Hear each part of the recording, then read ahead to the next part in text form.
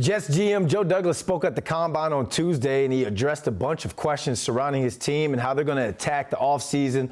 Well, our New York Post Jets beat writer, Brian Costello, is out in Indy, and he's called in to give us an update on all things gangrene.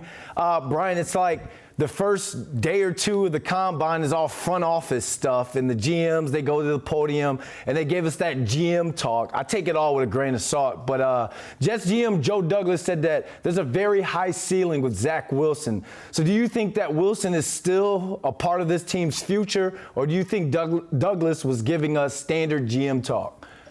I think it depends, Brandon, what you're talking about with future. I mean, Zach Wilson will be part of the 2023 Jets. He's not going anywhere. He's under contract, third year of his 4-year contract. The Jets can't move him, and no one's trading for Zach Wilson. So he'll be here. They've been clear about that.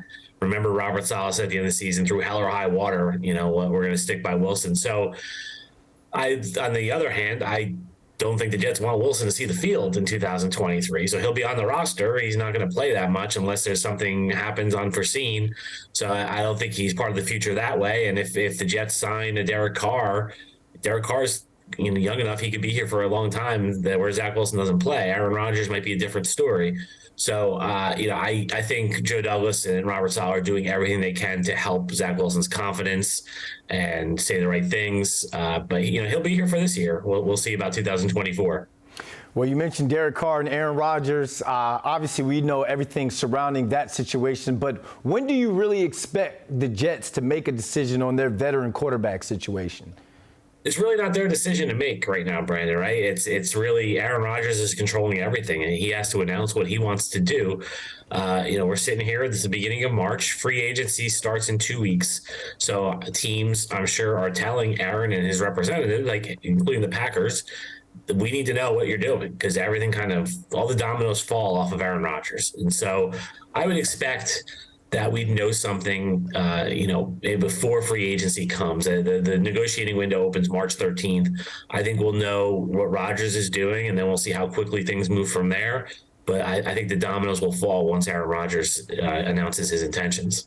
And this next 2 weeks is going to affect the rest of the offseason as well. So based on Joe Douglas's comments and what you've seen so far at the Combine, how do you think the Jets are going to attack the draft? And what are the biggest holes you think they should address early? Yeah, it's a different year for the Jets, Brandon. For one, they're not drafting in the top 10. It's been a few years since they have that. And for another, they don't have a ton of holes. They've done a pretty good job in the last 2 years of addressing holes. I think the offensive line is the big fix, and that's part of their sales pitch to these quarterbacks, is that they are going to fix the offensive line, because I don't think any veteran is going to want to come here to play behind the line that was here in 2022. So I think you'll see them draft a tackle, maybe a center too.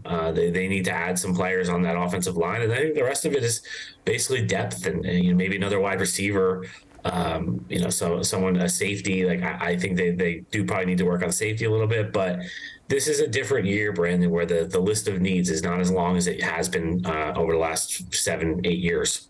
Well, I can't wait to take a look at the athletes, get on the field, and actually go through the drills, because now we'll be able to evaluate who can look good and green next season. Brian Costello, thanks for joining us. Thanks, Brandon.